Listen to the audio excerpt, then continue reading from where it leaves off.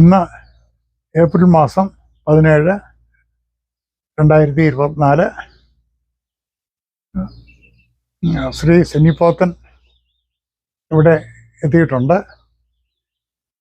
ചരിത്രപരമായ ചില കാര്യങ്ങൾ റെക്കോർഡ് ചെയ്യുകയാണ് അദ്ദേഹത്തിൻ്റെ ദൗത്യം.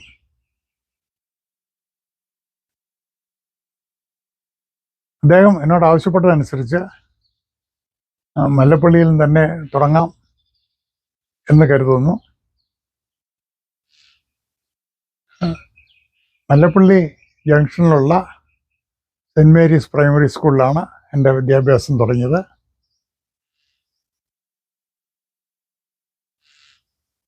അതൊരു ഭാഗ്യമായിട്ട് ഞാൻ കണക്കാക്കുന്നു. ഈ പ്രൈമറി സ്കൂളും മണിമലയാറിൻ്റെ തീരത്താണ്. അക്കാലത്ത്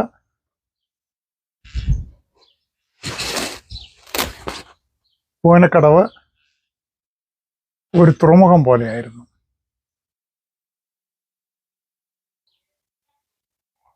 ഒരു വിളക്കുമാടം ഉണ്ടായിരുന്നു. ധാരാളം കെട്ടുവള്ളങ്ങൾ വരുന്നുണ്ട്.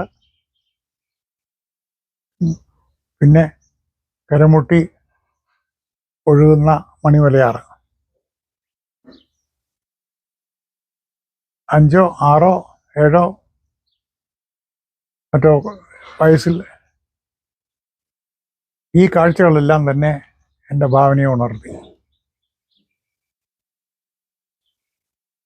അതേ സ്കൂളിൽ തന്നെ ശനിയാഴ്ച തോറും ഒരു ബാലജന സഖ്യം ഉണ്ടായിരുന്നു. ഈ ബാലജന സഖ്യത്തിൽ തുടർച്ചയായി പങ്കെടുത്തതുകൊണ്ട് ഉപന്യാസങ്ങൾ എഴുതാൻ ഉള്ള ഒരു പ്രേരണ അവിടെ നിന്ന് കിട്ടി. നിർബന്ധമായി എഴുതി വായിക്കണം, അതും വ്യക്തമായി വായിക്കണം.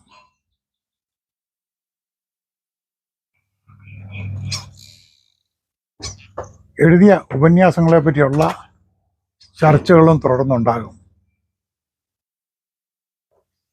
അത് അത്ര പ്രൊഫഷണലൊന്നും അല്ലായിരുന്നെങ്കിലും ആ പ്രായത്തിൽ വലിയൊരു പ്രചോദനമായി.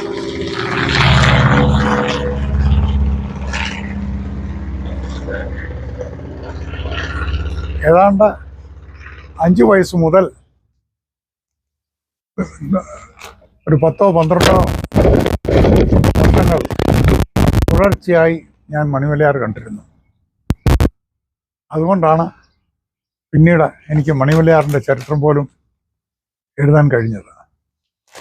മണിമലയാറിനെ പറ്റി പറയുമ്പോൾ എൻ്റെ മനസ്സിലുള്ള ചരിത്രപരമായ ഒരു ഓർമ്മ എന്ന് പറയുന്നത്,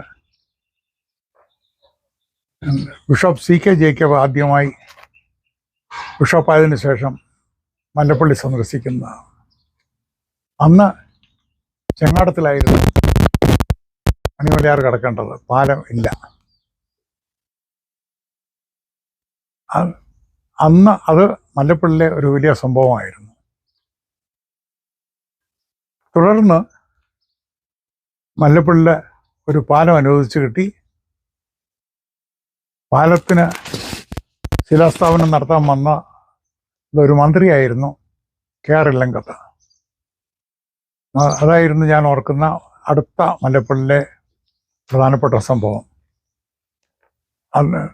അന്ന് ആ ശിലാസ്ഥാപന കർമ്മത്തിലും ഞാൻ ദൃക്സാക്ഷിയായിരുന്നു.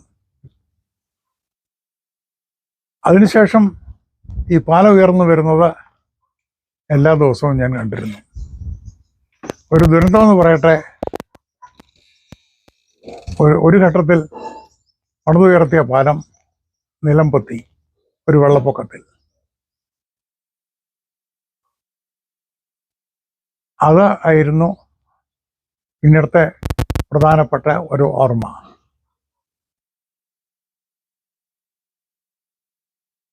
അതിനുശേഷം 1954 മറ്റോ ആണെന്ന് തോന്നുന്നു, അന്നത്തെ രാജപ്രമുഖൻ വന്ന് മല്ലപ്പള്ളി പാലം ഉദ്ഘാടനം ചെയ്തു. അതിനുശേഷം മല്ലപ്പള്ളിയുടെ വളർച്ച വളരെ വേഗമായിരുന്നു. അതൊരു പ്രധാനപ്പെട്ട ജംഗ്ഷനായി, ഒരു ടൗണായി, മാർക്കറ്റിലേക്കുള്ള റോഡായി, ധാരാളം ബസ് സർവീസുകളായി, ഞങ്ങൾ മണിമലയാറിൻ്റെ പടിഞ്ഞാറേ കരയിലായിരുന്നു, ഹൈസ്കൂള് കിഴക്കേ കരയിലും. മല്ലപ്പള്ളിയിലെ പോളി ഇമ്മാനുവൽ CSI പള്ളിയും കിഴക്കേ കരയിൽ. അതുകൊണ്ട് മണിമലയാർ കടന്നു വേണമായിരുന്നു സ്കൂളിൽ പോകാനും പള്ളിയിൽ പോകാനും പറ്റും. ഞാൻ ഫസ്റ്റ് ഫോറം മുതൽ സിക്സ്ത് ഫോറം വരെ മല്ലപ്പള്ളി CMS ഹൈസ്കൂളിൽ പഠിച്ചു. അതിനുശേഷം തിരുവല്ല മാർത്താമ കോളേജിൽ വിദ്യാഭ്യാസം തുടർന്നു. പിന്നീട് ഉദ്യോഗാർത്ഥം ന്യൂഡൽഹിയിലേക്ക് പോയി 1960കളുടെ തുടക്കത്തിൽ. അവിടെ ആദ്യം കാൽടെക്സ് കമ്പനിയിൽ ജോലി ചെയ്തു. പിന്നീട് BR ഹെർമൻ ആൻഡ് മൊഹാട്ട കമ്പനിയിലും ജോലി ചെയ്തു. ഈ കാലഘട്ടത്തിൽ സംഭവിച്ച ഒരു പ്രധാന കാര്യം, ന്യൂഡൽഹിയിലെ കേരള ക്ലബ്ബുമായി സഹകരിച്ച് പ്രവർത്തിക്കാൻ കഴിഞ്ഞു. കേരള ക്ലബ്ബ് മാത്രമല്ല, കേരള ക്ലബിലെ സാഹിത്യ സഖ്യവുമായിട്ട്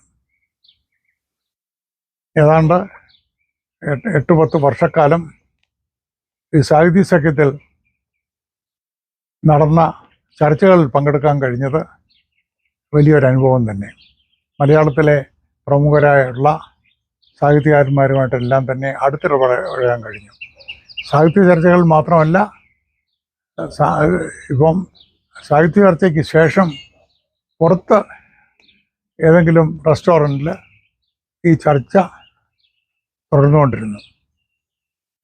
അന്നത്തെ ചില പേരുകൾ, സുപ്രസിദ്ധനായ OV Vijayan, M Mukundan, Cherian K Cherian തുടങ്ങി പല പേരുകളും ഓർമ്മയിൽ വരുന്നു. അതുപോലെ തന്നെ പ്രഗത്ഭരായ ധാരാളം വ്യക്തികൾ SC സാഹിത്യ സഖ്യത്തിൽ വന്ന് പ്രസംഗിക്കുക പതിവായിരുന്നു. E Sankara Kurup, SK Pottekkatt, Panampilly Govinda Menon, BK Krishna Menon തുടങ്ങി എത്രയോ പ്രഗത്ഭരായ വ്യക്തികൾ അവിടെ വന്ന് പ്രവർത്തിച്ചിരുന്നു. അവിടെ പ്രഭാഷണങ്ങൾ നടത്തിയിരുന്നു. ഡൽഹിയിൽ ചെന്നപ്പോൾ മുതൽ ഞാൻ രാഷ്ട്രപതി ഭവൻ്റെ അടുത്തുള്ള റിഡംപ്ഷൻ ചർച്ചിലെ അംഗമായിരുന്നു. കുറേ വർഷങ്ങളിലേക്ക് അത് തുടർന്നു. പിന്നീടാണ് അവിടെ ഒരു CSI കോൺഗ്രിഗേഷൻ രൂപപ്പെട്ടത്. ഡൽഹിയിൽ ജീവിച്ച ഒരു ദശാബ്ദക്കാലം സംഭവബഹുലമായിരുന്നു. ധാരാളം വായിക്കാനുള്ള സന്ദർഭമുണ്ടായി. അമേരിക്കൻ കോൺസുലേറ്റ് ലൈബ്രറിയിൽ ചേർന്നു. ഞാൻ ആദ്യം അവിടെ എടുത്ത ഒരു ബുക്ക് ഇപ്പോഴും എൻ്റെ ഓർമ്മയിലുണ്ട്. ബാരി ഗോൾഡ് വാട്ടറിൻ്റെ ജീവചരിത്രം. അന്ന് ബാരി ഗോൾഡ് വാട്ടർ ഒരു പ്രസിഡൻഷ്യൽ കാൻഡിഡേറ്റ് പോലും അല്ലായിരുന്നു. എങ്കിലും പുതുതായി വന്ന ആ പുസ്തകം എനിക്ക് വായിക്കാൻ കഴിഞ്ഞു. അമേരിക്കയെ പറ്റിയുള്ള നല്ലൊരു അറിവ് അന്ന് തന്നെ ഉണ്ടായി. കേരള ക്ലബ്ബ് ലൈബ്രറിയിൽ ധാരാളം പുസ്തകങ്ങളുടെ ഒരു കളക്ഷൻ ഉണ്ടായിരുന്നു, മലയാളം പുസ്തകങ്ങൾ. അതിലാദ്യം ഞാൻ വായിച്ച ഒരു പുസ്തകം കോണ്ടിക്കി യാത്രയായിരുന്നു. അതായത് തെക്കേ അമേരിക്കയിലെ പെറുവിൻ്റെ തീരത്തു നിന്നും പസഫിക് കടന്ന് ദ്വീപുകളിലേക്ക് യാത്ര ചെയ്യുന്ന ഒരു നോർവീജിയൻ സയൻറ്റിസ്റ്റിൻ്റെ അനുഭവ കഥ. അതായത് ആയിരക്കണക്കിന് വർഷങ്ങൾക്ക് മുമ്പ് അന്നത്തെ ടെക്നോളജി ഉപയോഗിച്ച് തെക്കേ അമേരിക്കയിൽ നിന്നും പസഫിക് കടൽ കടന്ന് യാത്ര ചെയ്തിരുന്നു എന്ന ഒരു അറിവുണ്ടായിരുന്നു. അത് സത്യമാണോന്നറിയാനാണ് ഈ നോർവീജിയൻ സയൻറ്റിസ്റ്റ് 1948 മറ്റോ പെറുവിൻ്റെ തീരത്തു നിന്നും പസഫിക് കടന്ന് യാത്ര ചെയ്യാൻ തീരുമാനിച്ചത്. അപ്പോൾ ആ പഴയ ടെക്നോളജി മാത്രം ഉപയോഗിച്ചിട്ട് ആധുനിക ടെക്നോളജി ഒന്നും ഇല്ലാതെ ആ ഒരു ബുക്ക് വായിച്ചതും എൻ്റെ ഓർമ്മയിലുണ്ട്. കൂടാതെ India information centre library, British council library, ഇങ്ങനെയുള്ള ലൈബ്രറികളിലെല്ലാം തന്നെ കഴിയുന്നിടത്തോളം ബുക്കുകൾ എനിക്ക് വായിച്ചു തീർക്കാൻ പറ്റി. അന്നത്തെ സാഹിത്യ സഖ്യത്തിലെ പ്രധാന ഒരു ചർച്ചാ വിഷയം ആധുനികതയായിരുന്നു. ആധുനികത, മലയാളത്തിൽ ആധുനികത ഉരുത്തിരിഞ്ഞു വരുന്ന കാലഘട്ടം. പക്ഷേ പാശ്ചാത്യ ദേശത്ത് ഈ ആധുനികത എന്നത് 20-ാം നൂറ്റാണ്ടിൻ്റെ തുടക്കം മുതൽ തന്നെ വന്നു ഭവിച്ച ഒരു പ്രസ്ഥാനമായിരുന്നു. അല്ലെങ്കിൽ 19-ാം നൂറ്റാണ്ടിൻ്റെ പാതി മുതൽ, അതായത് യൂറോപ്പിലെ ഇൻഡസ്ട്രിയൽ റവല്യൂഷൻ മുതൽ 19-ാം നൂറ്റാണ്ട് വളരെ പ്രധാനപ്പെട്ട ഒരു കാലഘട്ടമായിരുന്നു. അതായത് ക്രൈസ്തവ റിലീജിയനിൽ തന്നെ വളരെയധികം മാറ്റങ്ങളുണ്ടായി. റിവൈവൽ പ്രസ്ഥാനമുണ്ടായി. ആംഗ്ലിക്കൻ മിഷണറിമാർ ലോകത്തിൽ മുഴുവൻ സഭകൾ സ്ഥാപിക്കാൻ തുടങ്ങി. കാത്തലിക് മിഷണറിമാരും അതുപോലെ തന്നെ വിവിധ രാജ്യങ്ങളിൽ അവരുടെ മിഷണറി പ്രവർത്തനം നടത്തി. ബാസൽ മിഷണറിമാരും അതുപോലെ തന്നെ. ഇന്ത്യയിൽ തുടക്കത്തിൽ മിഷണറിമാർ പ്രവർത്തനം നടത്തുന്നത് ഈസ്റ്റ് ഇന്ത്യ കമ്പനി പ്രോത്സാഹിപ്പിച്ചിരുന്നില്ല. പക്ഷേ ഒരു പ്രത്യേക കാലഘട്ടത്തിൽ, പ്രത്യേക സാഹചര്യത്തിൽ ചില മിഷണറി പ്രവർത്തനം വേണ്ടി വന്നു. പ്രത്യേകിച്ച് തിരുവിതാംകൂറിൽ 1805 മറ്റോ ആണെന്ന് തോന്നുന്നു, പ്രഗത്ഭനായ ഒരു ദിവാൻ കേണൽ ജോൺ മൺട്രോ ദിവാനായി വന്നു. അതാണ് തിരുവിതാംകൂറിലെ ക്രൈസ്തവ സഭയുടെ ചരിത്രത്തെ മാറ്റിമറിച്ചത്. കേണൽ മൺട്രോ ആംഗ്ലിക്കൻ മിഷണറിമാർ കേരളത്തിൽ വരാൻ പ്രോത്സാഹിപ്പിച്ചു. അങ്ങനെയാണ് തോമസ് നോർട്ടൺ ആലപ്പുഴയിലെത്തിയത്. അത് 1813 എൻ്റെ ഓർമ്മ, ഞാൻ വായിച്ച് കിട്ടിയ ഓർമ്മ. അദ്ദേഹം ആലപ്പുഴ വളരെ ത്യാഗം സഹിച്ച് പ്രവർത്തിച്ചു. അതിൻ്റെ ഫലമാണ് 1820-കളിൽ ഓർത്തഡോക്സ് യാക്കോബ ചർച്ചും ആംഗ്ലിക്കൻ മിഷണറി സമൂഹവുമായി ചേർന്ന് പ്രവർത്തിക്കാൻ തീരുമാനിച്ചത്. ദൗർഭാഗ്യവശാൽ ഏതാനും വർഷങ്ങൾക്ക് ശേഷം അവർ വേർപിരിഞ്ഞു. ഞാൻ ഇത്രയും പറഞ്ഞതിൻ്റെ തുടർച്ചയെന്നാണ് പറയട്ടെ. 1800-കളുടെ മധ്യത്തിൽ യൂറോപ്പിൽ തന്നെ എല്ലാ രംഗത്തും വളരെയധികം വ്യതിയാനങ്ങളുണ്ടായി. കലാരംഗത്ത് ഇംപ്രഷനിസം നേരത്തെ ഉണ്ടായിരുന്ന പെയിൻറ്റിങ്ങിൽ നിന്നും വളരെ വ്യത്യസ്തമായ ഒരു പന്ഥാവായിരുന്നത്.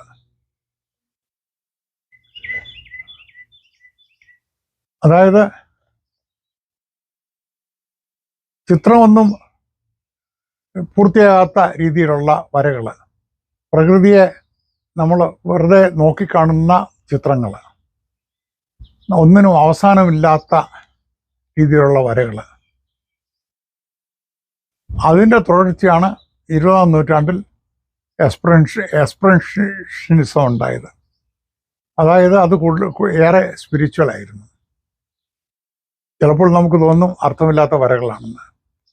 ഈ പശ്ചാത്തലത്തിലാണ്, അല്ലെങ്കിൽ വ്യവസായ വിപ്ലവത്തിൻ്റെയും ഇതിൻ്റെ എല്ലാം പശ്ചാത്തലത്തിലാണ് 20-ാം നൂറ്റാണ്ട് തുടക്കത്തിൽ സാഹിത്യത്തിൽ ആധുനികത വളർന്നു വന്നത്. ആധുനികത ഏതാണ്ട് 2-ാം ലോകമഹായുദ്ധം വരെ പാശ്ചാത്യ രാജ്യത്ത് തുടർന്നു. അത് ദർശനങ്ങളിൽ വളരെയധികം വ്യതിയാനം ഉണ്ടാക്കി. ഈ ആധുനികതയെ പറ്റിയുള്ള പഠനമാണ് 1960കളിൽ കേരള ക്ലബിലെ സാഹിതി സഖ്യത്തിൽ നടന്നത്. ഏതാണ്ട് 5-8 വർഷക്കാലം ഈ പ്രഭാഷണങ്ങൾ മുഴുവൻ എനിക്ക് കേൾക്കാൻ കഴിഞ്ഞു. അന്നത്തെ ഒരു പ്രഗത്ഭനായ വ്യക്തിയായിരുന്നു അദ്ദേഹം. ഡൽഹിയിലല്ലായിരുന്നു, മദ്രാസ് സിറ്റിയിലായിരുന്നു. പ്രഗത്ഭനായ എം ഗോവിന്ദൻ. അദ്ദേഹത്തിൻ്റെ നേതൃത്വം അന്ന് മലയാള സാഹിത്യത്തിൽ വളരെ വിലമതിക്കപ്പെട്ട ഒരു കാര്യമായിരുന്നു. കേരളത്തിലെ പുരോഗമന സാഹിത്യ പ്രസ്ഥാനങ്ങളിൽ നിന്ന് മാറി ഒരു ആധുനികത ചർച്ച ചെയ്യുന്നതിലേക്ക് വന്നത് തുടക്കം മുതൽ കാണാൻ കഴിഞ്ഞത് ഒരു ഭാഗ്യമായിട്ട് ഞാൻ കണക്കാക്കുന്നു. ഈ ആധുനികതയാണ് പിന്നീട്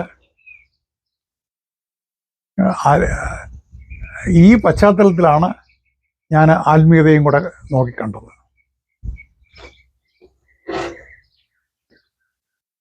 ലൈറ്റ് പറഞ്ഞില്ലേ?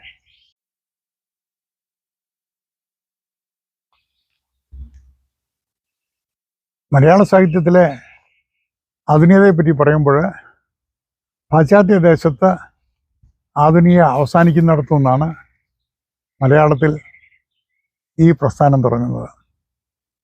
1950കളുടെ തുടക്കത്തിൽ പുരോഗമന സാഹിത്യം ആണ് മലയാള സമൂഹത്തെ നിയന്ത്രിച്ചിരുന്നത്. ഈ പുരോഗമന സാഹിത്യത്തിൻ്റെ പശ്ചാത്തലത്തിൽ ധാരാളം കൃതികൾ നമുക്ക് കിട്ടി. അതായത് തകഴിയുടെ ചെമ്മീന്, രണ്ടിടങ്ങഴി, കേശവദേവിൻ്റെ ഓടയിൽ നിന്ന്, പൊൻകുന്നം വർക്കിയുടെ കൃതികൾ,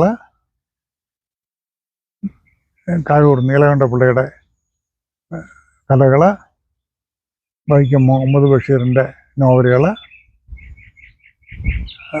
ഇതൊക്കെ ഉദാഹരണമായിട്ട് ഞാൻ പറഞ്ഞതേ ഉള്ളൂ. പക്ഷേ വൈക്കം മുഹമ്മദ് ബഷീറിൻ്റെ നോവല് വ്യത്യസ്തമായിരുന്നു. അതിവിടെ ഒന്ന് സൂചിപ്പിക്കുകയാണ്. എന്നാൽ 1960കൾ കഴിഞ്ഞപ്പോഴത്തേക്ക്, അല്ലെങ്കിൽ അതിനു മുമ്പ് തന്നെ മലയാള സാഹിത്യത്തിൽ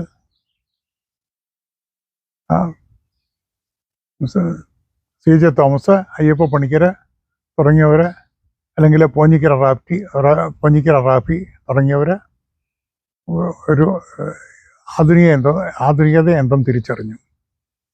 അതിനു മുമ്പ് മലയാള സാഹിത്യത്തിൻ്റെ ചർച്ചകളെ നിയന്ത്രിച്ചിരുന്നത്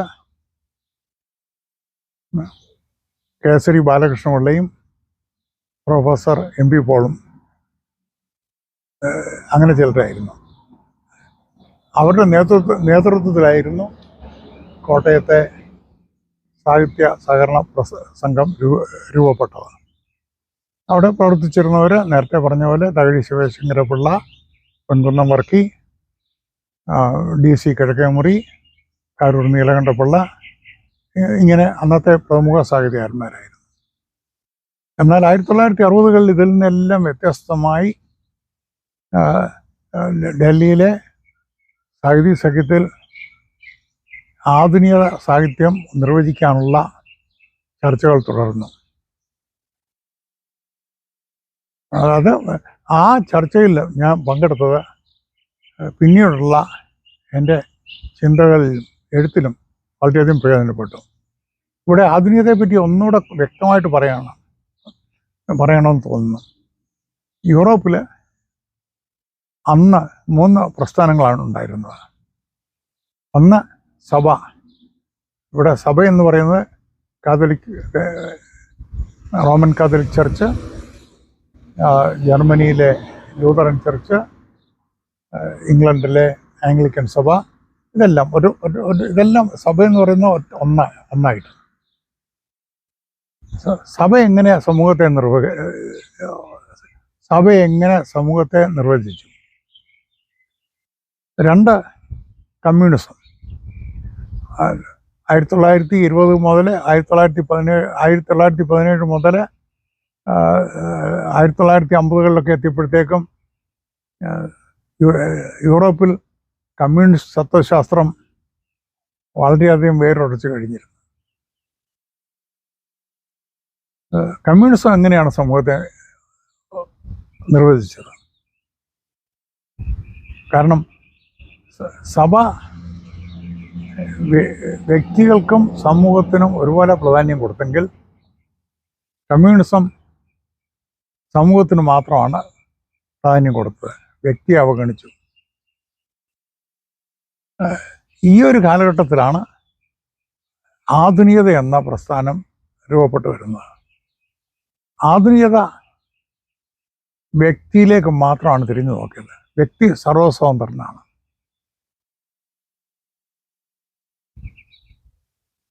ഈ വ്യക്തിയെ മുൻനിർത്തിയാണ് 60കളിലെ മലയാള ആധുനിക എഴുത്ത് രൂപപ്പെട്ടത്. ഇവിടെ ആധുനികത കൈകാര്യം ചെയ്ത പ്രധാന എഴുത്തുകാർ OV വിജയൻ, കാക്കനാടൻ, M മുകുന്ദൻ, കവി ചെറിയാൻ കച്ചെറിയാൻ എന്നിവരായിരുന്നു.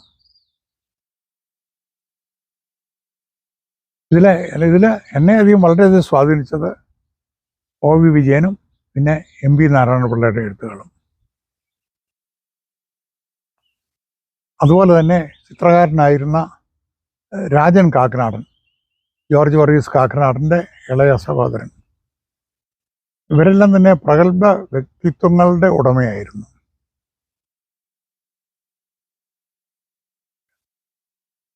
എന്നാൽ ഈ ആധുനികത നമുക്ക് ചില സ്വാതന്ത്ര്യങ്ങൾ ഇവിടെ തന്നു. ഇതൊരു പ്രസ്ഥാനമാണെങ്കിലും അവരവരുടെ രീതിയിൽ തന്നെ ആധുനികത ഡിഫൈൻ ചെയ്യാൻ ഉള്ള ഒരു അവസരം ഉണ്ടായിരുന്നു.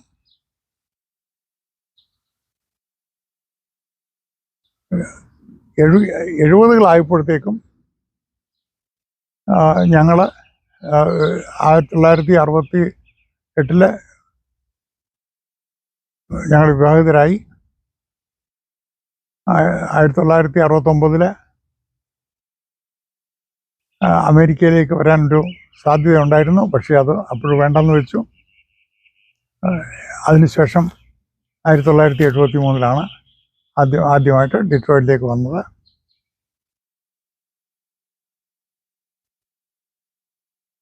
ഡിട്രോയിറ്റിലേക്ക് തന്നെ പോകാനൊരു കാരണം ഉണ്ടായിരുന്നു. ന്യൂഡൽഹിയിലെ സഫ്ദർജംഗ് ഹോസ്പിറ്റലിൽ നിന്നുള്ള അധികം പേരും ഡിട്രോയിറ്റിലേക്കാണ് കുടിയേറിയത്. അന്ന് അതൊരു സൗകര്യമായിട്ട് കണ്ടു. ഡിട്രോയിറ്റിൽ ചെന്നിട്ട് ആദ്യമായി ചില ഫാക്ടറികളിലെല്ലാം ജോലി ചെയ്തു. അതിനോടൊപ്പം പഠനം തുടർന്നു. ഇടയ്ക്കിടയ്ക്ക് മുടങ്ങിപ്പോയ പഠനം അവിടെ തുടർന്നു. ഡിട്രോയിറ്റ് പഠനം തുടരാൻ വളരെയധികം അനുകൂല സാഹചര്യങ്ങളുണ്ടായിരുന്നു. അങ്ങനെ പഠനം തുടർന്നപ്പോൾ ഡിട്രോയിറ്റിലെ ബ്ലൂ ക്രോസ് ബ്ലൂ ഷീൽഡ് എന്ന കമ്പനിയിൽ ജോലി കിട്ടി. അത് ഏതാണ്ട് 5-6 വർഷം മറ്റോ തുടർന്നു. ഡിട്രോയിറ്റിലെ സാഹിത്യ ചർച്ചകൾ ഞങ്ങൾ തുടർന്നെങ്കിലും, ഒരു ചെറിയ ഗ്രൂപ്പ് തുടർന്നെങ്കിലും കാര്യമായിട്ടുള്ള എഴുത്തൊന്നും നടന്നില്ല. അതിനുശേഷം 1982 ഹ്യൂസ്റ്റണിലേക്ക് വരാൻ തീരുമാനിച്ചു.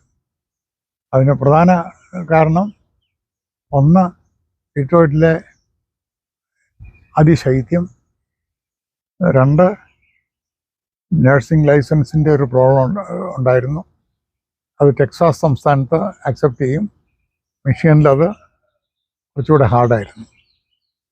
അങ്ങനെ 1982 ജൂലൈ മാസം ഞങ്ങൾ ഹ്യൂസ്റ്റണിലേക്ക് വന്നു.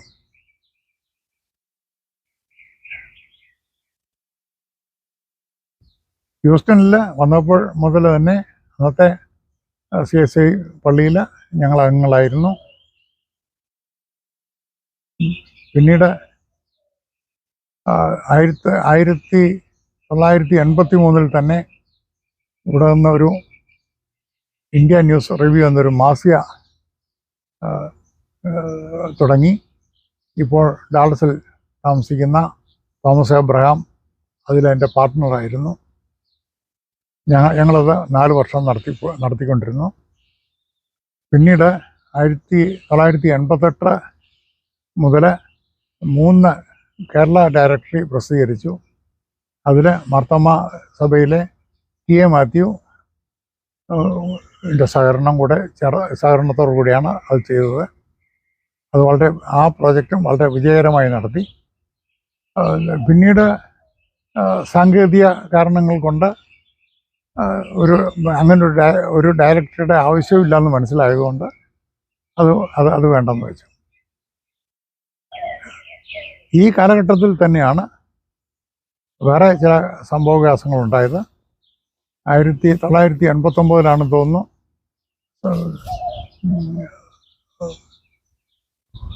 ക്യാമ്പൽ ആൻഡ് റിട്രീറ്റ് തുടങ്ങി. അതിനും ഞാൻ മുമ്പിൽ തന്നെ ഉണ്ടായിരുന്നു. ധാരാളം പേര് അതിനോട് സഹകരിച്ച് പ്രവർത്തിച്ചു. ചില പേരുകൾ പറയട്ടെ: കെ.ഇ. ജോസഫ്, ജോണ്, സി.കെ. ഉമ്മൻ, ജോസി അബ്രഹാം. ഇവരെല്ലാം തന്നെ അങ്ങ് ആ ഒരു പ്രസ്ഥാനത്തിന് വേണ്ടി വളരെയധികം കഷ്ടപ്പെട്ട് പ്രവർത്തിച്ചവരായിരുന്നു. അത് ഏതാണ്ട് 27-28 വർഷം തുടർച്ചയായി നടന്നു പോന്നു. 1989 ഹ്യൂസ്റ്റണിലുള്ള എഴുത്തുകാർ ചേർന്നിട്ട് കേരള റൈറ്റേഴ്സ് ഫോറം എന്നൊരു സംഘടനയ്ക്ക് രൂപം കൊടുത്തു. അതിൽ പല പ്രമുഖ അംഗങ്ങളും ഇപ്പോഴും ഈ പ്രസ്ഥാനത്തിൽ സജീവമാണ്. തുടർച്ചയായി എല്ലാ മാസവും ഇതിൻ്റെ ചർച്ചാ സമ്മേളനങ്ങൾ നടക്കുന്നുണ്ട്. അടുത്ത മീറ്റിംഗ് ഏപ്രിൽ മാസം 27 ശനിയാഴ്ച 3:30 കേരള കിച്ചൺ റെസ്റ്റോറൻറ്റിൽ വെച്ച് നടക്കുന്നതായിരിക്കും.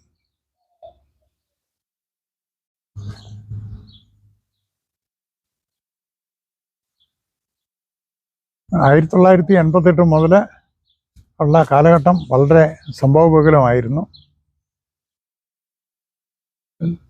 1989 കേരള റൈറ്റേഴ്സ് ഫോറം തുടങ്ങി. റൈറ്റേഴ്സ് ഫോറത്തിലെ ചർച്ചകൾ എന്നെ വളരെയധികം സ്വാധീനിച്ചു. നേരത്തെ പറഞ്ഞ പോലെ തന്നെ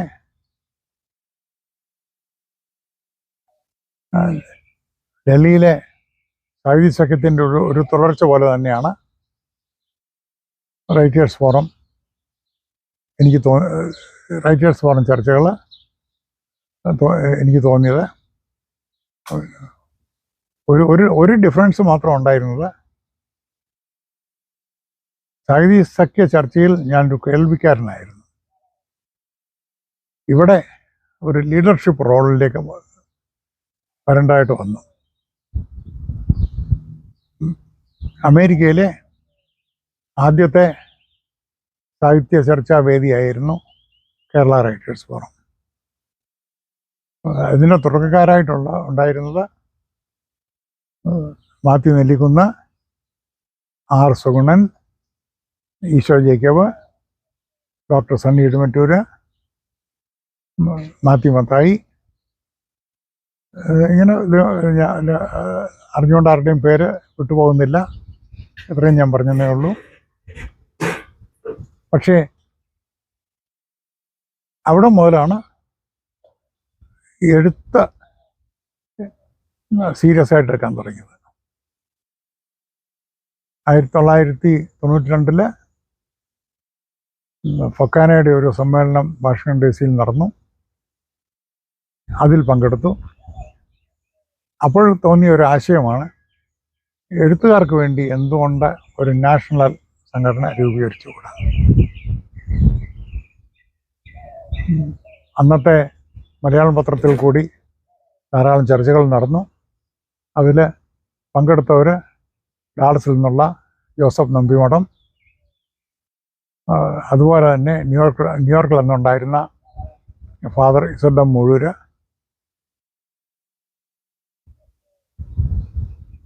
ഇവരെല്ലാം തന്നെ ആ ചർച്ചയിൽ പങ്കെടുത്തു.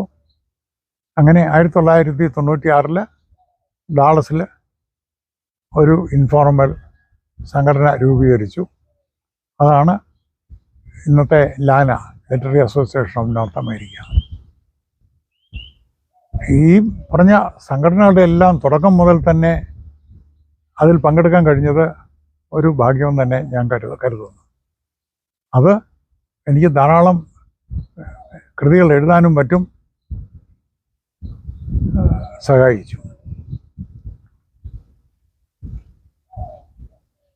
ആദ്യമായിട്ട് 1992 തോന്നുന്നു എൻ്റെ ഒരു കഥാസമാഹാരം പ്രസിദ്ധീകരിച്ചു, നിറം പിടിപ്പിച്ച ലോകം. പിന്നീട് മറ്റൊരു കഥാസമാഹാരം പ്രസിദ്ധീകരിച്ചു, ഉടുപ്പുകളുടെ ഘോഷയാത്ര. പിന്നീട് കുടിയേറ്റം മുതൽ മടക്കയാത്ര വരെ എന്നൊരു സമാഹാരം, ആനയും അന്തർകുത്തും എന്നുള്ള അടുത്ത സമാഹാരം. ഈ കാലഘട്ടത്തിൽ മുഴുവൻ തന്നെ ധാരാളം എഴുതിക്കൊണ്ടിരുന്നു. മലയാളം പത്രത്തിൽ തുടർച്ചയായി കഥകൾ എഴുതിക്കൊണ്ടിരുന്നു. മറ്റ് ചെറിയ പല പത്രങ്ങളിലും ലേഖനങ്ങൾ എഴുതിക്കൊണ്ടിരുന്നു. അത് ഏതാണ്ട് 10-20 വർഷം തുടർന്നു. അതിനുശേഷം ഇപ്പോഴത്തെ ഈ മലയാളിയിലും എഴുതി. ഈ സന്ദർഭത്തിലാണ് ഭൂമിക്ക് മേലിട്ട് മുദ്ര എന്ന നോവൽ, ഏതാണ്ട് 300ഓളം പേജ് ഉള്ള ബൃഹത്തായ ഒരു നോവൽ എഴുതി തീർത്തത്. മല്ലപ്പള്ളിയിലെ ജീവിതം മുതൽ സാമൂഹിക ജീവിതം മുതൽ പൊളിറ്റിക്കൽ ഡെവലപ്മെൻറ്റ് എല്ലാം ഉൾക്കൊണ്ട് അമേരിക്കയിലേക്ക് ഒരാൾ കുടിയേറുന്ന സ്റ്റോറി. ഇതിൽ ഡിട്രോയിറ്റിലെ ചരിത്രം എൻ്റെ അനുഭവത്തിൻ്റെ വെളിച്ചത്തിൽ പകർത്താൻ കഴിഞ്ഞു എന്നാണ് എനിക്ക് തോന്നുന്നത്. അതുപോലെ തന്നെ അമേരിക്കൻ മലയാളികളുടെ വിവിധ നഗരങ്ങളിലെ ജീവിതവും അതിൽ പകർത്താൻ കഴിഞ്ഞു. അതുമാത്രമല്ല, ഏതാണ്ട് 400 വർഷം മുമ്പ് പോർച്ചുഗലിൽ നിന്നും കേരളത്തിലേക്കുണ്ടായ കുടിയേറ്റം, അതുപോലെ തന്നെ അതിനോടൊപ്പം തന്നെ സമാന്തരമായി ബ്രസീലിലേക്ക് നടന്ന കുടിയേറ്റം, ഈ കഥകളെല്ലാം തന്നെ അവസാനം ഒരുമിച്ച് ചേർക്കാനും കഴിഞ്ഞുവെന്നാണ് എനിക്ക് തോന്നുന്നത്. കേരളത്തിലെ സമൂഹവും ബ്രസീലിയൻ സമൂഹവും തമ്മിലുള്ള ഒരു ബന്ധവും എഴുതാൻ കഴിഞ്ഞു. അതിനുശേഷം എഴുതിയൊരു ചെറിയ നോവലാണ് അപ്പപ്പ യു. അപ്പപ്പ യു ഗ്രാൻഡ് ഫാദേഴ്സ് യൂണിവേഴ്സിറ്റി എന്നാണ് അതിൻ്റെ അർത്ഥം. ഒരു ഒരു ഒരു ഒരു ഒരു ചെറുപ്പക്കാരൻ കേരളം കാണാൻ പോകുന്നതിൻ്റെ ചില അനുഭവങ്ങളാണ് അതിൽ. അത് NBS വളരെ കാര്യമായി അത് പബ്ലിഷ് ചെയ്തു. 2-3 എഡിഷൻ വന്നതാണ് എൻ്റെ അറിവ്. അത് ബാലസാഹിത്യ കൃതി വായിക്കാനുള്ള കൃതിയിലേക്ക് അവർ തിരഞ്ഞെടുത്തു. ഇതിനിടയ്ക്ക് തന്നെ NBS തിരഞ്ഞെടുത്ത കഥകൾ പ്രസിദ്ധീകരിച്ചു. ഏതാണ്ട് 10-60 കഥകളുടെ ഒരു സമാഹാരം പ്രസിദ്ധീകരിച്ചു. അതിൻ്റെ 2 എഡിഷൻ ഉണ്ടായി. പിന്നീട് മറ്റ് കഥകളുടെ ധാരാളം പല എഡിഷൻസും ഉണ്ടായി. വൈരുദ്ധ്യാത്മക വിപ്ലവം, ന്യായവിധി, ലേഖനങ്ങളുടെ ചില സമാഹാരങ്ങളുണ്ടായി.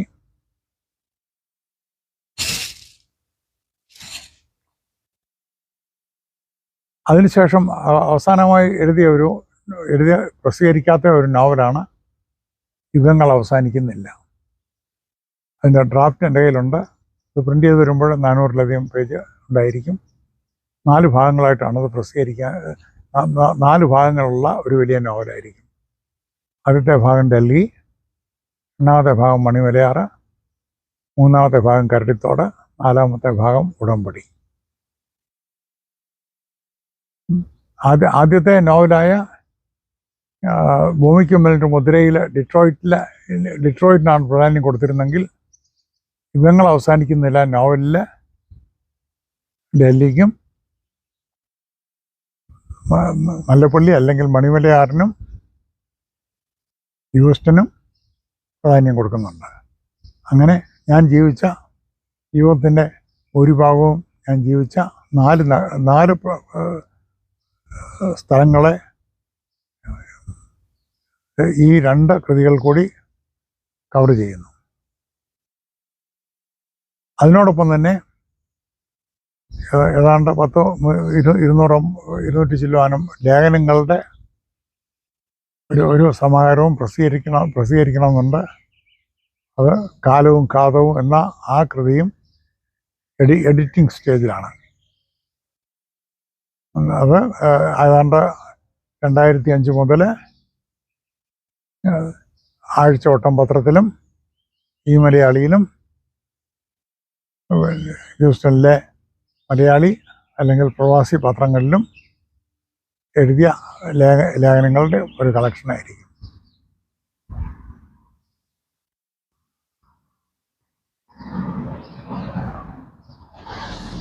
ഇത്ര മാത്രമാണ് സാഹിത്യ ജീവിതത്തെപ്പറ്റി എനിക്കിവിടെ പറയാനുള്ളത്.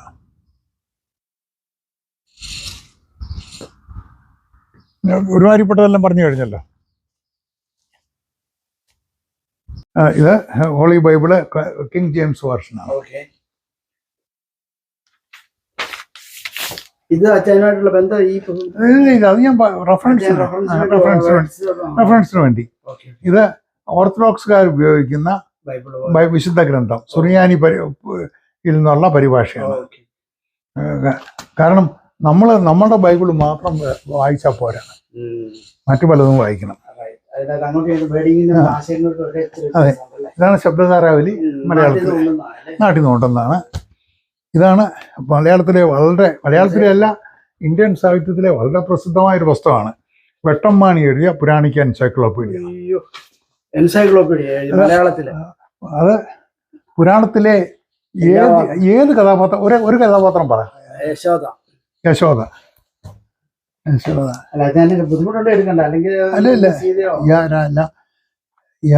അല്ലെങ്കിൽ കൗരവർണ്ണോ അല്ല, എല്ലാ ക്രമത്തിലുണ്ട്. വെട്ടമ്മാണിയെ സമ്മതിച്ചു കൊടുക്കണം. അതെ, വെട്ടം പുതുപ്പള്ളി, കോട്ടയം വെട്ടോ. അതെ അതെ, വെട്ടമ്മാണി. അത് മനോരമയ്ക്കൊക്കെ ഞാനും നോക്കോളാം. ഞാൻ കാണാറ് ഇത്ര ചെയ്തതാണല്ലേ. കുഴപ്പമില്ല. ഞാൻ ഇപ്പൊ ഒരു വാക്ക് പറഞ്ഞെന്നുള്ളതേ ഉള്ളൂ. എനിക്ക് തോന്നുന്നു ശ്രീകൃഷ്ണന്റെ അമ്മയല്ലേ.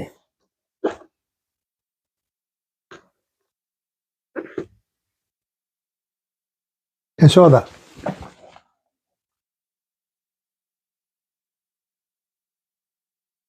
ഉണ്ടോ? അതെ, ഇത് പിക്കാസോയുടെ ചിത്രങ്ങൾ. പിക്കാസോയുടെ ചിത്രങ്ങൾ അച്ഛൻ്റെ ബുക്കുമായിട്ടുണ്ട്. അതെ, അതിന്റെയാണ് ഒരു കോപ്പി ഭിത്തിയിലുള്ളതല്ല. ഭിത്തിയുള്ള എനിക്കൊരാൾ അതെ അതെ, ഇത് വളരെ അറിയാമല്ലോ എന്താണ് ഇത്. കാലഗർഭമുള്ള അതുകൂടെ ഒന്ന് എടുത്തോ. എൻ്റെ ഒരു സ്റ്റോറിക്ക് അവർ വരച്ചതാണ്. ഒരു പട്ടിയൊക്കെ കൊല്ലുന്നത് എനിക്ക് വളരെ ഇഷ്ടപ്പെട്ട ഒരു ചിത്രമാണ്. ഒരു പട്ടിയെ കൊല്ലുന്നത്. അതെ അതെ, ഞാൻ എൻ്റെ ഒരു സ്റ്റോറി ഉണ്ട്. അത് ഈ ഒരു പട്ടിയെ കൊല്ലുന്നത് അത് സ്റ്റോറി എഴുതി വന്ന് പ്രസിദ്ധീകരിച്ചപ്പോൾ ഞാനന്ന് നമ്മുടെ പള്ളിയിലെ കൊയർ മാസ്റ്ററോട് പറഞ്ഞു,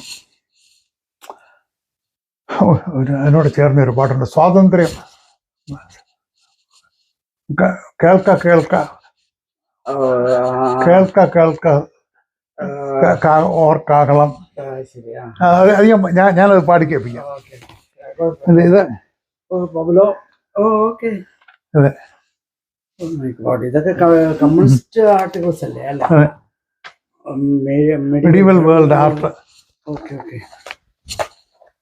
ഇതെല്ലാം കാശ് കൊടുത്ത് വാങ്ങിയതാ. ഇവിടെ ഒന്നും നിൽക്കുന്നില്ല. ഇത് ചില ചിത്രം ഇതെല്ലാം വായിക്കുന്നോ എന്ന് ചോദിച്ചാൽ അതെ, എനിക്ക് അതെ. റെഫറൻസ് അല്ല എല്ലാം വായിച്ചത് വരില്ല പക്ഷേ അച്ഛൻ അറ്റ്ലീസ്റ്റ് പേജെങ്കിലും മറിച്ച് ഇത് നോക്കി വാൻഗോഗിന്റെ കണ്ടില്ലേ? കഫേ ടെറസാ അതെ അതെ എനിക്ക് വളരെ ഇഷ്ടപ്പെട്ട ഒരു ചിത്രകാരനാണ് വാൻഗോഗ്. ആണല്ലേ? അത് ഇറ്റലിക്കാരനാണോ?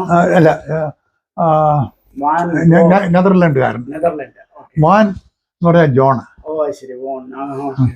ഇത് സർറിയലിസം അതിന്റെ പെയിന്റിങ്. ആൻഡ്രിയ. ഓക്കേ. ഇത് അമേരിക്കൻ ആണ്. ഇത് അല്ല, ഇത് അമേരിക്കൻ ബുക്കായിരിക്കും, പക്ഷെ ഇത് യൂറോപ്യൻ. ഈ കലകളുടെ എല്ലാം കേന്ദ്രം യൂറോപ്പായിരുന്നു. ഓ അത് ശരി. എല്ലാം അതെ ഓഹോ. അതെ, ഇന്ത്യൻ നേഷൻസ്. ഇത് അമേരിക്കൻ. അതെ അതെ. ഇത് സത്യം പറഞ്ഞാൽ ഇത് ഒരു എപ്പിസോഡ് അല്ല. 4 വേദം, 4 വേദങ്ങളും ഉപനിഷത്തുകളും ഇതെന്റെ ഒരു സുഹൃത്ത് പബ്ലിഷ് ചെയ്തതാ. ഓ ശരി. അത് അമേരിക്കൻ എഡിഷൻ ഇറക്കിയോ? അല്ല അല്ല അല്ല, ഇന്ത്യയിൽ. ഇന്ത്യയിൽ. ഒരാൾ ഇവിടെ വന്നപ്പോൾ കൊണ്ടുവന്നതാണ്. Okay okay. ഞാൻ മുമ്പേ പറഞ്ഞ മോഡേണിസം, പോസ്റ്റ് മോഡേണിസം. ഓ ഓക്കെ. അതും ബുക്ക് ആയിട്ടുണ്ട്. ഒരുപാട് ഡിസ്കസ്. ഇത് ഞാൻ ഒരുപാട് ഡിസ്കസ് ചെയ്തു. അതാ ഞാൻ ഇവിടെ മാർക്കിങ് വെച്ചിരിക്കുന്നത്. Very nice. ഇത് വാട്ട് ഗ്രേറ്റ് പെയിന്റിങ്സ്. റൈറ്റ്. ചിത്രകലയെ പഠിക്കാതെ സാഹിത്യമില്ല. അത് ശരി. ആ ചിത്രകല അല്ലേ? ചിത്രകലയാണ് അതിന്റെ ബേസിക്. പക്ഷേ ഇത് റെക്കോർഡ് ചെയ്യുന്നുണ്ടില്ല.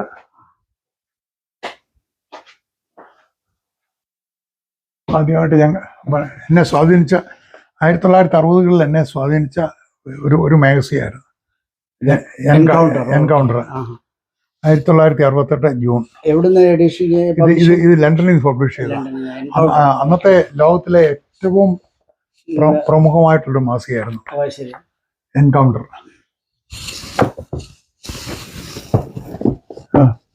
കേരള പാണ്ഡ്യമുണ്ട്. ഓ കേരള പാണ്ഡ്യോ. അതെ. ഇതിപ്പോ ഒരു ലൈബ്രറിയിലേക്ക് post modernism, selected stories of Gabriel Garcia Marquez. ഓ ശരി. അത് മെക്സിക്കനാണ്. മെക്സിക്കന. സിദ്ധാർത്ഥ നോബൽ പ്രൈസ് കിട്ടിയ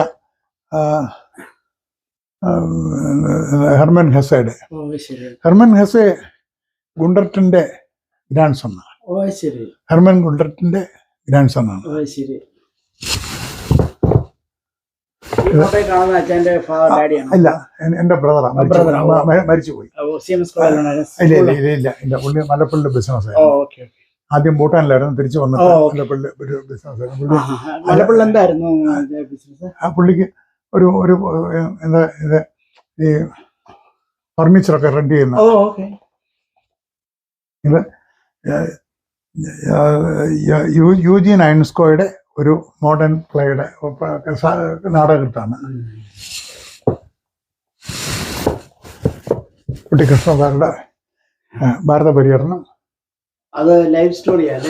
ഭാരത പര്യടനം മഹാഭാരതത്തിന്റെ ഇതാണ്.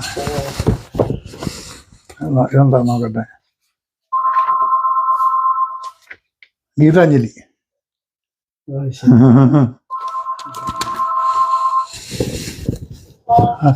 ഏകാന്തതയുടെ 100 വർഷങ്ങള് മാർക്കസിന്റെ. കേട്ടിട്ടുണ്ടല്ലോ.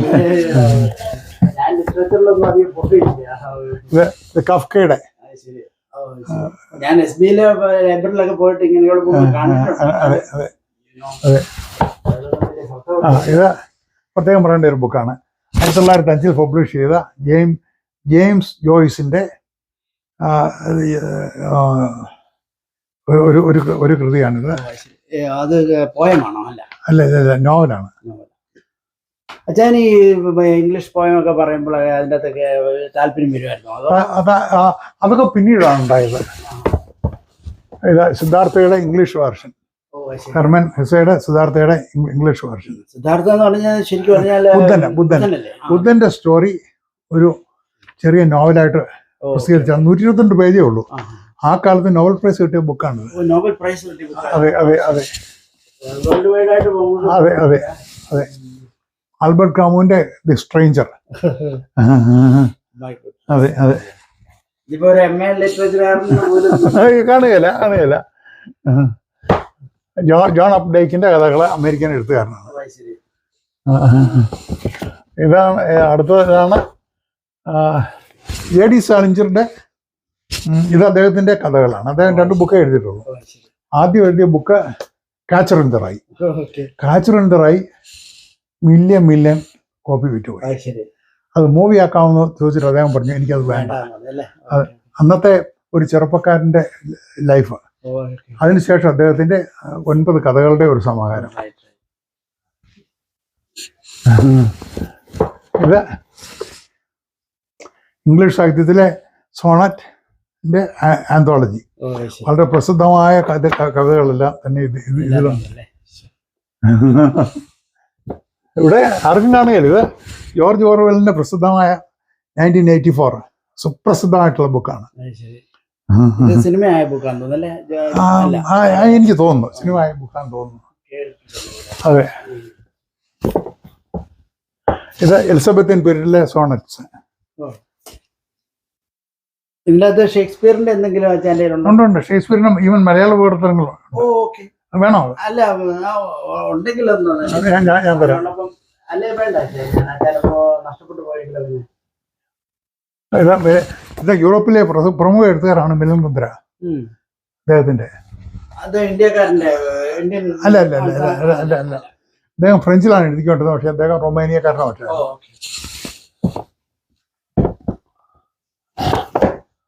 ഇതൊരു സാഹിത്യകൃതിയല്ല, പക്ഷേ ഒരു ബെസ്റ്റ് സെല്ലറാണ്.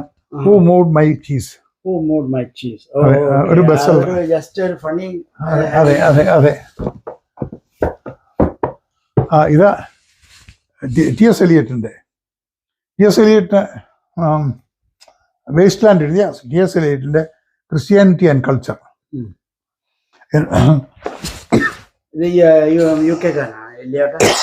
യു കെയിലാണ്, പക്ഷെ അദ്ദേഹം അമേരിക്കയിൽ കുടിയേറി പാർത്തു.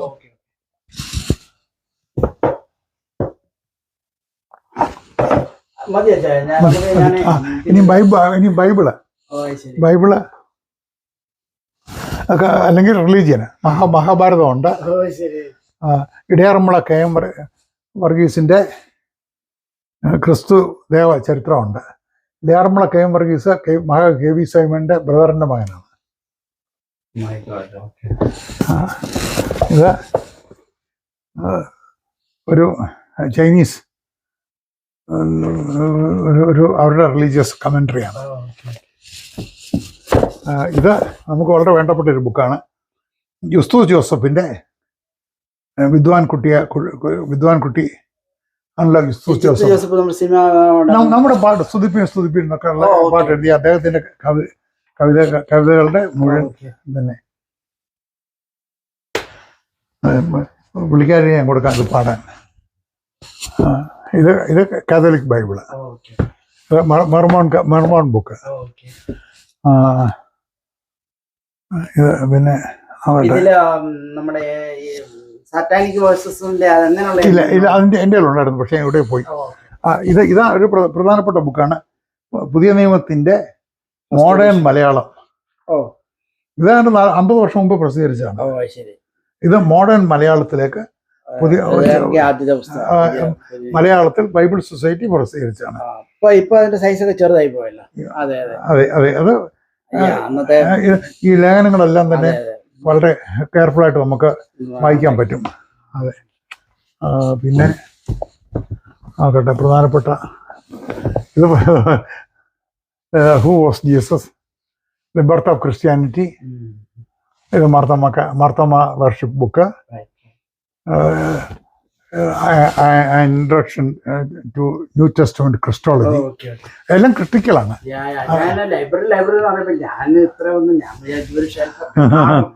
അതെ. ഇത് ഓ ഹെൻറിയുടെ കഥകൾ. ഓ ഹെൻറിയെ പറ്റി പറയുകയാണെങ്കിൽ ലോക ചെറുകഥ സാഹിത്യത്തിന്റെ ടോപ്പിൽ നിൽക്കുന്ന ആളാണ്. ഇദ്ദേഹം വളരെ കാലം ഹ്യൂസ്റ്റണിൽ അദ്ദേഹം ചവിട്ടി നടന്ന മണ്ണിലാണ് നമ്മളിപ്പോൾ. ഹ്യൂസ്റ്റൺകാരനാണ്. വളരെ പ്രസിദ്ധമായിട്ട് കഥകളാണ് ഓ ഹെൻറിയുടെ. നമുക്ക് ലാസ്റ്റ് ഒരു ബുക്ക് ഇതെന്ന് പറഞ്ഞാൽ ജസ്റ്റ് എടുത്ത് പറഞ്ഞാൽ ഒരെണ്ണം എടുത്തിട്ട് കണ്ണടച്ചെടുത്താലും മതി, കുഴപ്പമില്ല. അച്ഛൻ അതിനെ പറ്റി എന്തും പറഞ്ഞു നമുക്ക് ഒന്ന് വൈൻഡ് ചെയ്യാനാണ്. ഓക്കെ. ഞാൻ എന്താ അല്ലല്ല എനിക്ക് പറയാൻ പറ്റുമോ പറ്റുന്ന അതെ എനിക്ക് പറയാൻ പറ്റുന്നതാണല്ലോ എടുക്കാൻ. അതെ അമേരിക്കൻ ബുക്സിന്റെ അകത്ത് ഇതിലുണ്ട് ഞാൻ ഏറ്റവും ഇതായിട്ട് ചെയ്ത് മതി. ഇല്ല ആകട്ടെ. അത് ചെഗുവേരയുടെ ആണെന്ന് തോന്നുന്നു അല്ലേ? അല്ല ഒരു സ്നേഹബുലാപം കമാൻഡർ തെരിയൻ കോശി, അതാരാണെന്ന് തന്നെ എനിക്കറിയില്ല. ആരും എനിക്ക് തന്ന. ഇതെടുക്കാം. ബിഷപ്പ് ഷെൽബി സ്പോങ് എപ്പിസ്കോപ്പൽ ചർച്ചിലെ ഒരു ബിഷപ്പായിരുന്നു. അദ്ദേഹം എപ്പിസ്കോപ്പലിലെ ബിഷപ്പ് ആയിരുന്നെങ്കിൽ പോലും ചർച്ചിനെ വളരെയധികം ലിബറലായിട്ട് കണ്ടിരുന്ന ഒരാളായിരുന്നു. ഇന്നത്തെ നമ്മുടെ പാരമ്പര്യങ്ങൾ മുഴുവൻ മാറ്റി എഴുതണമെന്ന് അദ്ദേഹത്തിനെ മോഡേണൈസ് ചെയ്ത് പോകണം അദ്ദേഹം വാദിച്ചിരുന്നു. അദ്ദേഹത്തിന്റെ ഒരു ബുക്കാണ് a new Christianity for a new world. ഇത്രയും മതിയല്ലോ.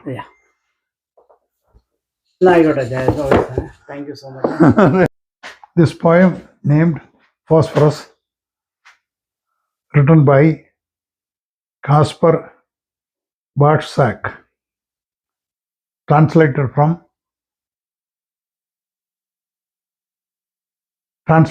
the Polish language.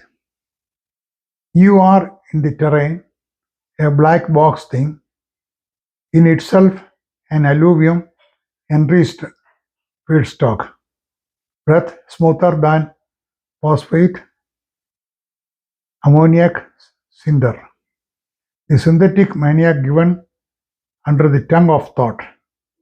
Life glowed into someone's dream edible clean. Reroute the reverie, make dirty or alloy. Read the body close to you, pulsar aerarium, a plural thing in itself and sovereign.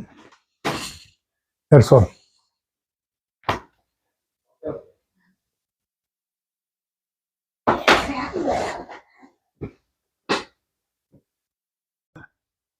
മധ്യതിരുവിതാംകൂറിലെ പമ്പാനദീര തീരത്ത് അല്ലെങ്കിൽ കുമ്മനാട്ട് ജീവിച്ചിരുന്ന ഒരു പ്രശസ്ത വ്യക്തിയായിരുന്നു പൊയ്യയിൽ കുമാരഗുരു, അല്ലെങ്കിൽ പൊയ്യയിൽ അപ്പച്ചൻ എന്ന അറിയപ്പെടുന്ന ആള്.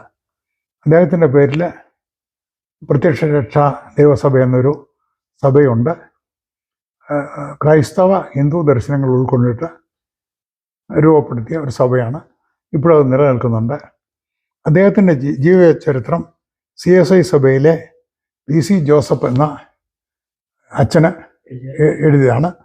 അദ്ദേഹം ഞാൻ ഒരിക്കൽ നാട്ടിൽ ചെന്നപ്പോൾ അദ്ദേഹം എനിക്ക് സമ്മാനിച്ച ഒരു പുസ്തകമാണ്.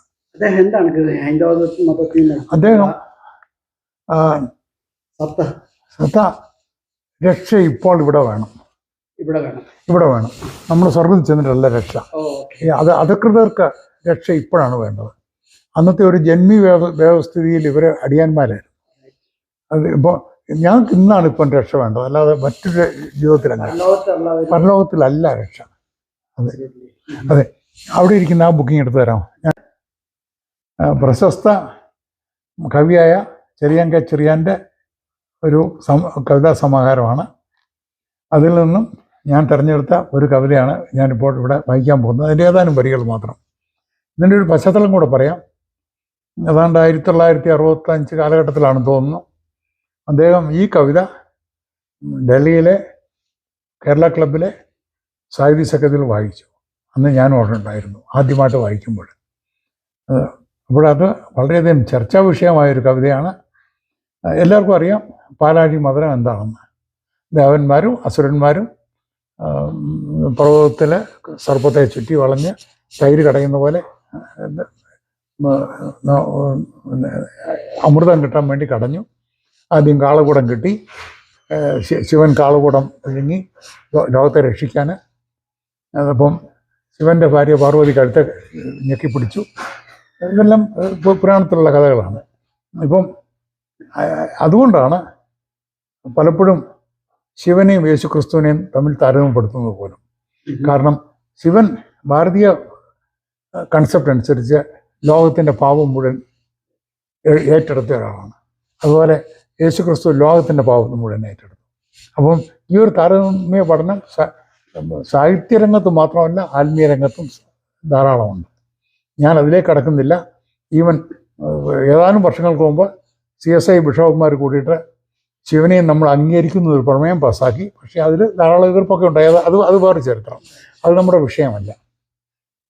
നീ പാലാഴി മധുരം എന്ന കവിതയുടെ ഏതാനും ലൈൻ ഞാൻ വായിക്കാം. അതിനുമുമ്പ് ചെറിയാൻ കെ ചെറിയാനെ പറ്റി ഒരു വാക്ക് ഞാൻ പറയട്ടെ. അദ്ദേഹം എനിക്ക് ഗുരുതുല്യനാണ്. എൻ്റെ ഡൽഹിയിലെ സാഹിത്യ ചർച്ചകളിലേക്ക് എൻ്റെ കൈപിടിച്ച് നടത്തിയ ഒരു വ്യക്തിയാണ് ചെറിയാൻ കെ ചെറിയാൻ. അദ്ദേഹം ഡൽഹിയിലെ ഒരു റെയിൽവേ ബോർഡിലോ മറ്റോ ജോലി ചെയ്യായിരുന്നു. ഇപ്പോഴദ്ദേഹം ഫ്ലോറിഡയിൽ താമസിക്കുന്നുണ്ട്. ഏതാണ്ട് 95 വയസ്സ് മറ്റോ പ്രായമുണ്ട്. ഏതാനും വർഷങ്ങൾക്ക് മുമ്പ് അദ്ദേഹം ഹ്യൂസ്റ്റണിൽ വന്നിരുന്നു. അദ്ദേഹം മാർത്തോമ പള്ളിയിലൊക്കെ അവിടെ പ്രസംഗിക്കുന്നു. നല്ലൊരു പ്രഭാഷകനാണ്. വളരെ വളരെ നോളജബിൾ ആയിട്ടൊരു വ്യക്തിയാണ്. ധാരാളം ഒന്നാന്തരം കവിതകൾ എഴുതിയിട്ടുണ്ട്. ഇനി കേൾക്കുക. പാലാഴി മദനം.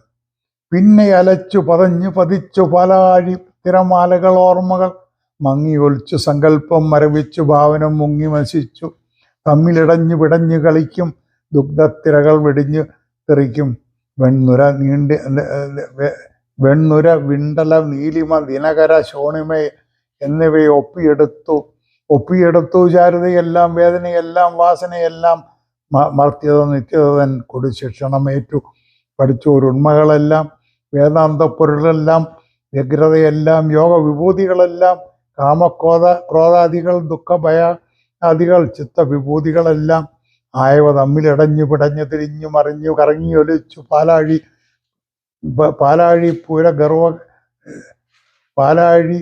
പൂര ഗർഗര ഗർവിൽ അമർന്ന് കലങ്ങി അലഞ്ഞു മറഞ്ഞു പറയാനാണ് ഇപ്പോൾ എന്നോട് പറഞ്ഞിരിക്കുന്നത്. ഞാൻ വളർന്നത് മല്ലപ്പള്ളി കുന്നത്ത് വീട്ടിലാണ്. കുന്നത്ത് എൻ്റെ അമ്മ വീടാണ്. അവിടെ വളരേണ്ട ഒരു സാഹചര്യം ഉണ്ടായി. അപ്പച്ചൻ്റെ വീടും അധികം ദൂരത്തല്ല, പരിയാരത്തിൽ കരിപ്പേലി കുടുംബത്തിൽ. കുന്നത്ത് വീട്ടിൽ വളർന്നുകൊണ്ടാണ് ഞാൻ ആംഗ്ലിക്കൻ സഭയിലെ അംഗമായി തീർന്നത്. ചെറുപ്പത്തിലെ എൻ്റെ ആദ്യ ഓർമ്മ എഴുത്തിനിരുത്തുന്നതാണ്. അന്ന് അവിടെ ഒരു ശങ്കരപ്പിള്ള ആശാനുണ്ടായിരുന്നു. അദ്ദേഹത്തിൻ്റെ കുടിപ്പള്ളിക്കൂടത്തിൽ എഴുത്തിനിരുന്നു. അദ്ദേഹം ഒരു വിഷവൈദ്യനുമായിരുന്നു. വിഷം തീണ്ടി വരുന്ന ധാരാളം രോഗികൾ ഒരു വശത്തുണ്ട്. അതിനോടൊപ്പം അദ്ദേഹം എഴുത്ത് പഠിപ്പിച്ചു. കർശനക്കാരനായിരുന്നു. അദ്ദേഹത്തിൻ്റെ പാണൽ വടിയുടെ ചൂട് ഇപ്പോഴും ഞാൻ മറന്നിട്ടില്ല. അതുപോലെ അന്ന് കൂട്ടുകാരായിട്ടുണ്ടായിരുന്നത് ഏറ്റവും അടുത്ത കൂട്ടുകാരൻ മല്ലപ്പള്ളിയിൽ ഞങ്ങളുടെ വീടിൻ്റെ തൊട്ട് എതിരെയുള്ള വീട്ടിലെ ചെല്ലപ്പൻ ആയിരുന്നു. ഞങ്ങൾ ഒരുമിച്ചായിരുന്നു സ്കൂളിൽ പോയിക്കൊണ്ടിരുന്നത്. പിന്നീട് അദ്ദേഹം പ്രൈമറി സ്കൂളിലും അവിടെ തന്നെ എൻ്റെ ഒപ്പം 5ാം ക്ലാസ് വരെ പഠിച്ചു. പിന്നീട് മറ്റൊരു കൂട്ടുകാരനുണ്ടായിരുന്നത് മാവള ദേവി അല്ലെങ്കിൽ MD ഉമ്മൻ. അദ്ദേഹം ഇപ്പോഴും ജീവിച്ചിരിക്കുന്നുണ്ട്, മലപ്പുഴയിൽ തന്നെയുണ്ട്. മറ്റ് കുറേ കുട്ടികളൊക്കെ ഉണ്ടായിരുന്നു. മേക്കറിങ്ങാട്ട് ജോയി, അതൊക്കെ ഓർമ്മയിൽ വരുന്നുള്ളൂ.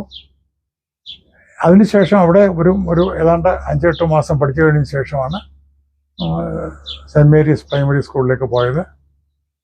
അക്കാലത്ത് ഏതാണ്ട് 3/4 മൈൽ നടന്നു പോകുന്നതൊന്നും അത്ര വലിയ ബുദ്ധിമുട്ടൊന്നും ഇല്ലായിരുന്നു. കാറുകളോ ബസ്സുകളോ ഒന്നും അധികമൊന്നും ഇല്ലായിരുന്ന കാലം.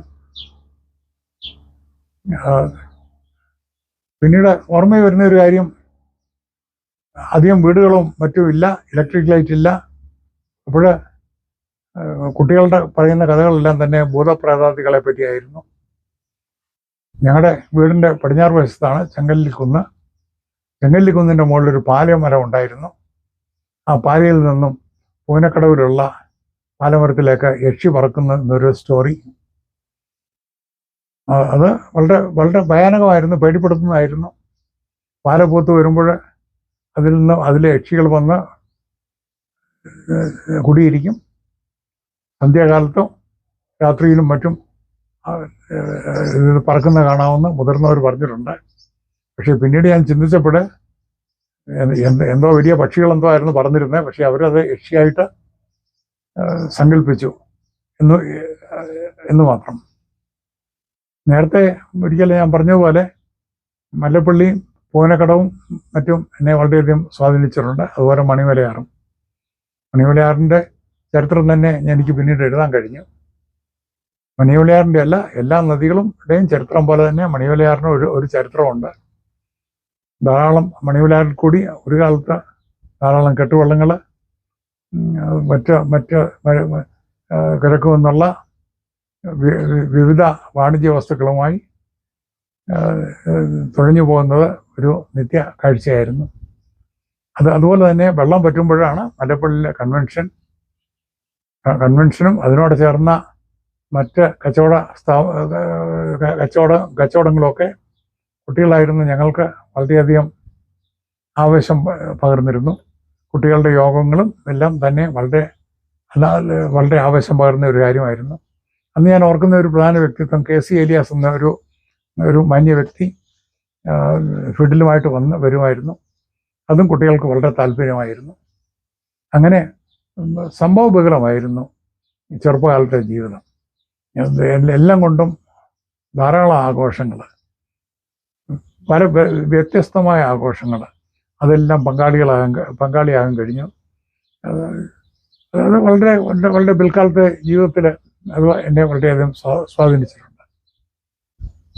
ഞാൻ ഏത് വർഷം ജനിച്ചത്? 1940. 40. ഇപ്പം 84 വയസ്സാകുന്നു. 84. അമ്മാമയ്ക്ക് 81 കഴിഞ്ഞു. അമ്മാമ്മയുടെ പേര് എവിടെ? കുടുംബം കുമ്പനാട്ട് മണ്ണാകുന്നിൽ, പക്ഷേ അവസാനം അവർ താമസിച്ചത് പാമ്പാട്ടിൽ. ഞാൻ കുമ്പനാട്ട് ഒരിക്കൽ വിസിറ്റ് ചെയ്തിട്ടേ ഉള്ളൂ, അല്ലാതെ പോയിട്ടില്ല. മല്ലപ്പള്ളിയിലെ ഈ മണക്കെ യോഗം ചെറുപ്പത്തിലുണ്ട്. ഉണ്ട്. ഓർമ്മയായ കാലം 100 വർഷത്തിന് ഉണ്ട്. മല്ലപ്പള്ളിയിലെ ചന്ത എനിക്കറിയാം. അതുകൊണ്ട് ചൊവ്വാഴ്ചയും വെള്ളിയാഴ്ചയും ചന്ത ദിവസങ്ങളായിരുന്നു. ഞങ്ങൾക്ക് അവിടെ ഒരു പീടിക ഉണ്ടായിരുന്നു. അത് ആദ്യം കാലത്ത് റെന്റിന് കൊടുത്തിരിക്കുകയായിരുന്നു. പിന്നീട് അത് എൻ്റെ ബ്രദർ അത് കച്ചവടത്തിന് എടുത്തു. ആറ്റുമീനും കടൽമീനും എല്ലാം മലപ്പള്ളി കിട്ടുമായിരുന്നു. ഇറച്ചിക്ക് എന്തെങ്കിലും ഇറച്ചി അത് പ്രത്യേകിച്ച് പറഞ്ഞാൽ ഞങ്ങളുടെ തൊട്ടടുത്ത് ഒരു പാപ്പിച്ചേട്ടൻ ഉണ്ടായിരുന്നു. അദ്ദേഹമായിരുന്നു ഇറച്ചി കച്ചവടത്തിന്റെ കോൺട്രാക്ട്. എല്ലാം ചൊവ്വാഴ്ചയും വെള്ളിയാഴ്ചയും. ആടിറച്ചി അവിടെ കിട്ടിയതായിരുന്നു. കാളയിറച്ചിയായിരുന്നു അവിടെ കിട്ടുന്നത്. എരുമയൊന്നും ഇല്ലായിരുന്നു. കാളമൂരി ഇറച്ചി. പിന്നെ പച്ചമീൻ ധാരാളം മല്ലപ്പള്ളി ചന്തയിലുണ്ടായിരുന്നു. ഈ പഴയ രാജകുടുംബ ചരിത്രം പറഞ്ഞ മല്ലപ്പള്ളിയിൽ ഏറ്റവും അറിയാവുന്ന ഒരു ഇൻഡോ അല്ലെങ്കിൽ അങ്ങനെ പറഞ്ഞാല്? ഓക്കെ, അത് ചോദിച്ചത് നന്നായി. ഞാൻ പിൽക്കാലത്താണ് മനസ്സിലായത്. ഇല്ലങ്ങളുടെ കഥ എനിക്കധികം അറിയില്ലെങ്കിലും മല്ലപ്പള്ളിയിൽ ജനിച്ചു വളർന്ന് മല്ലപ്പള്ളി ജീവിച്ച ഒരു പ്രഗത്ഭ വ്യക്തിയായിരുന്നു വെണ്ണിക്കുളം ഗോപാലക്കുറുപ്പ്. അദ്ദേഹത്തിൻ്റെ തറവാട് മല്ലപ്പള്ളി പരിയാരത്തിൽ മണിമലയാറിൻ്റെ തീരത്തായിരുന്നു. പിന്നീട് അദ്ദേഹം വെണ്ണിക്കുളത്ത് വളർന്നുകൊണ്ടാണ് വെണ്ണിക്കുളം ഗോപാലക്കുറുപ്പ് എന്നുള്ള പേര് കിട്ടിയത്. അദ്ദേഹം പരിയാരത്തിലെ കാവുംപുറം സ്കൂളിൽ കുറച്ച് നാളുകൾ അധ്യാപകനായിട്ട് ജോലി ചെയ്തിരുന്നു എന്ന് ഞാൻ കേട്ടിരുന്നു. പിന്നീട് മല്ലപ്പള്ളിയിൽ പൂവനത്തമ്പുരാൻ ഉണ്ടായിരുന്നു. മണിമലയാറിൻ്റെ തീരത്ത് ധാരാളം നായർ തറവാടുകളും അവരുടേതായിട്ടുള്ള കൊട്ടാരങ്ങളും മറ്റും ഉണ്ടായിരുന്നു എന്ന് ഒരു പഴമ കഥയാണ്. പക്ഷേ എനിക്ക് അതുമായിട്ട് വലിയ സമ്പർക്കമൊന്നുമില്ലായിരുന്നു. പ്രൈമറി സ്കൂളിൽ പഠിക്കുമ്പോൾ ഈ പൂവനത്തമ്പുരാനെ ഞാൻ കണ്ടിട്ടുണ്ട്. പൂവനത്തമ്പുരാനെന്നും പൂവന കൊട്ടാരം എന്നൊക്കെ പറഞ്ഞാൽ വലിയ കൊട്ടാരമൊന്നുമല്ല, എങ്കിലും അതിൻ്റെ മാന്യത അവർക്ക് കൊടുത്തിരുന്നു. ഒരു കാവുണ്ടായിരുന്നു. അത് ഞങ്ങളെ വളരെ പേടിയോടുകൂടി നോക്കുന്ന ഒരു കാവുണ്ടായിരുന്നു. അതിൻ്റെ തൊട്ട് മുമ്പിലായിരുന്നു പൂവനക്കടവ്. അത് അവരുടെ സ്വന്തമായിരുന്നു. പക്ഷേ പിന്നീട് അത് സർക്കാർ വകയായി. അതിൻ്റെ മുകളിൽ കൂടെയാണ് ഇപ്പോഴത്തെ മല്ലപ്പള്ളി പാലം. 1950കളുടെ തുടക്കം വരെ അതുണ്ടായിരുന്നു.